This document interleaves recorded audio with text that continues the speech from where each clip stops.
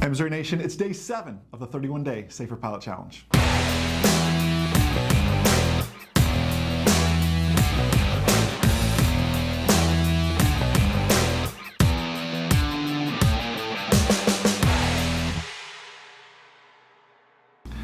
What is happening, MzeroA Nation? Jason joined with Jamie once again, airline extraordinaire. You know, I'm gonna be like you when I grow up. That's what it really comes down to. Check in down below, 7 for 7. That's pretty exciting. And not only do I want them, Jamie, to check in 7 for 7.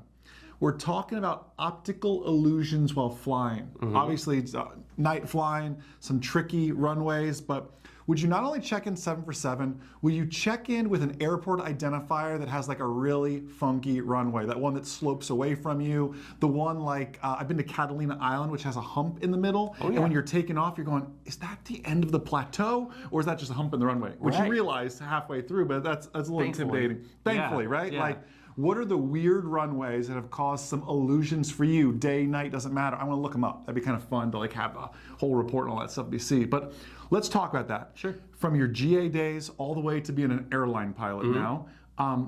Illusions, optical illusions, runway illusions while flying. Let's start with night and let's kind of work our way back from there. Sure. Night, that you usually have that black hole effect if you're coming into an airport that doesn't have much lighting or ground references around. And you definitely have a tendency to come in faster and maybe a little bit higher. And you tell yourself you don't want to do that, but you seem to always have to, it happens. It's funny, there's a private pilot written test question that says, you know, how should you approach at night without, you know, lights to really help you? And the answer is exactly like you would at day. And I'm like, well, that sort of sounds like really sound advice, but put yourself in the airplane at night in like middle of nowhere. It's hard to apply that knowledge because you're like, I know the ground's down there. I just don't want to find it too soon. Absolutely.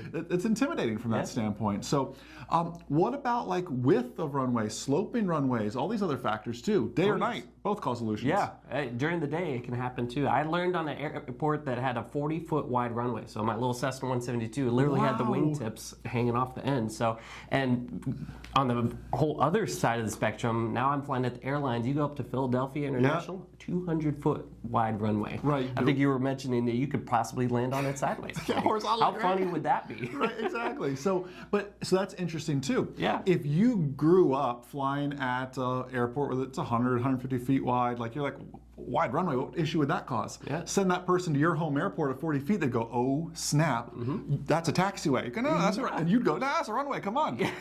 It's all about perspective.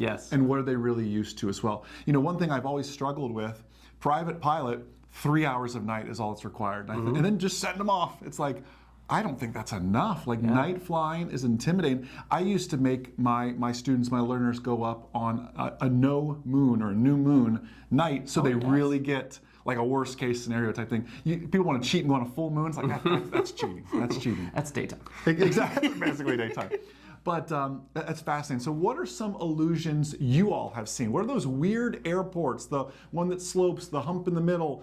Someone will probably comment with one like a bend in it. I'm sure there's something. I'm sure we'll get all sorts of crazy comments. So excited to see those comments down as well. Check in 7 for 7 and check in with like your weird runway you've been to. That's what we want to know.